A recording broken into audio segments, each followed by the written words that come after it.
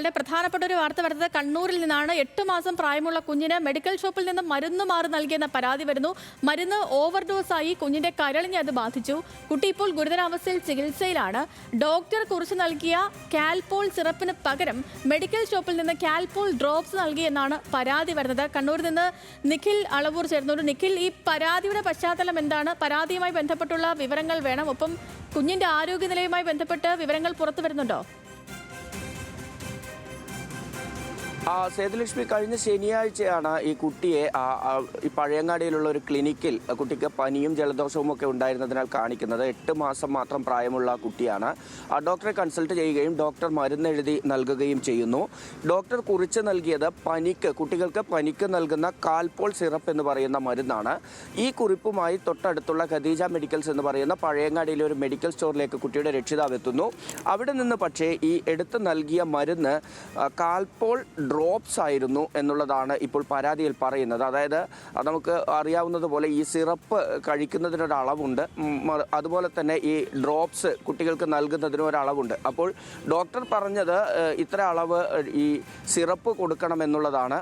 പക്ഷേ സിറപ്പിൻ്റെ പറഞ്ഞ അതേ അളവിൽ ഡ്രോപ്സ് കുട്ടിക്ക് നൽകുകയാണ് ഉണ്ടായത്. കാരണം ഈ രക്ഷിതാക്കൾക്ക് അറിയില്ലായിരുന്നു ഇത് ഡ്രോപ്സ് ആണ് എന്ന കാര്യം. കാരണം ഡോക്ടർ പറഞ്ഞത് സിറപ്പാണ് നൽകുന്നതെന്നാണ്. അങ്ങനെ സിറപ്പിൻ്റെ അതേ അളവിൽ ഈ ഡ്രോപ്സ് നൽകിയതോടുകൂടിയാണ് ഈ മരുന്ന് ഓവർഡോസായി കുട്ടിക്ക് വലിയ പ്രശ്നങ്ങൾ ഉണ്ടാകുന്ന രീതിയിലേക്ക് പോയത്.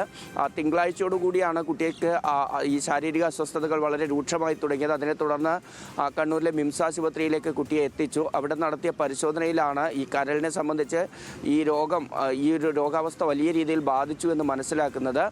ഡോക്ടർമാർ തൊട്ടടുത്ത ദിവസങ്ങളിലെല്ലാം പരിശോധന തുടർന്നു. അപ്പോഴൊക്കെയും ഈ കരളിനെ ഇത് ബാധിക്കുന്നത് അത് ഇൻറ്റൻസിറ്റി കൂടി വരുന്ന ഒരു സാഹചര്യമാണ് ഉണ്ടായത്.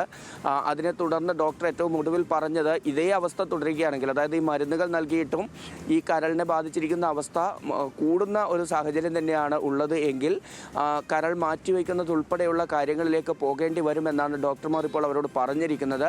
ഏതായാലും ചെറിയൊരു ആശ്വാസം തരുന്ന കാര്യം, നമ്മൾ കുട്ടിയുടെ രക്ഷിതാവ് സമീറിനോട് അല്പസമയം മുൻപ് സംസാരിച്ചു. അദ്ദേഹം പറയുന്നത് ഇന്ന് നേരിയ രീതിയിൽ ഈ രോഗാവസ്ഥയ്ക്ക് ഒരു കുറവ് വരുന്ന സാഹചര്യം ഉണ്ടെന്നാണ് ഡോക്ടർമാർ പറഞ്ഞതെന്നാണ്. ഏതായാലും കുട്ടി ഇപ്പോഴും ആശുപത്രിയിൽ നിരീക്ഷണത്തിൽ തുടരുകയാണ്. ഈ മെഡിക്കൽ ഷോപ്പിനെതിരെ കുടുംബം പരാതി നൽകിയിട്ടുണ്ട് പഴയങ്ങാടി പോലീസിൽ. ഈ മെഡിക്കൽ ഷോപ്പിലെ ജീവനക്കാർ രഹസ്യമായി ഈ രക്ഷിതാക്കളോട് ഇത്തരത്തിൽ സിറപ്പിന് പകരം ഡ്രോപ്പ് ആണ് നൽകിയത് എന്ന കാര്യം സമ്മതിക്കുന്നുണ്ട്. അതേസമയം ഈ മെഡിക്കൽ ഷോപ്പ് ഉടമ ഇപ്പോഴും തൻ്റെ ഭാഗത്ത് തെറ്റ് പറ്റിയിട്ടില്ല, അല്ലെങ്കിൽ തൻ്റെ സ്ഥാപനത്തിൻ്റെ ഭാഗത്ത് തെറ്റ് പറ്റിയിട്ടില്ല, നിങ്ങൾ നിയമപരമായി മുന്നോട്ട് പോയിക്കോളൂ എന്നൊരു കാര്യമാണ് പറയുന്നത് എന്നുകൂടി ഈ കുട്ടിയുടെ രക്ഷിതാവ് സമീർ പറയുന്നുണ്ട്. ഏതായാലും കുട്ടി ഇപ്പോഴും കണ്ണൂരിലെ മിംസ് ആശുപത്രിയിൽ ചികിത്സയിൽ തുടരുകയാണ്. ഗുരുതരാവസ്ഥയിൽ തന്നെയാണ് കുട്ടി ഉള്ളത്. ഇന്ന് ആശ്വാസകരമായി ചെറിയൊരു കുറവ് അതിൽ വരുന്നു എന്ന കാര്യം ഡോക്ടർ പറഞ്ഞു ഇന്ന് രാവിലെ. ശരി നിഖിൽ, ആ കുഞ്ഞ് എത്രയും വേഗം ആരോഗ്യത്തിലേക്ക് മടങ്ങി വരട്ടെ. മെഡിക്കൽ ഷോപ്പിന്റെ ഭാഗത്തു നിന്നുണ്ടായത് ഗുരുതരമായ വീഴ്ചയാണ്. പോലീസിൽ പരാതി നൽകുമെന്ന് കുടുംബം പറയുന്നുണ്ട്.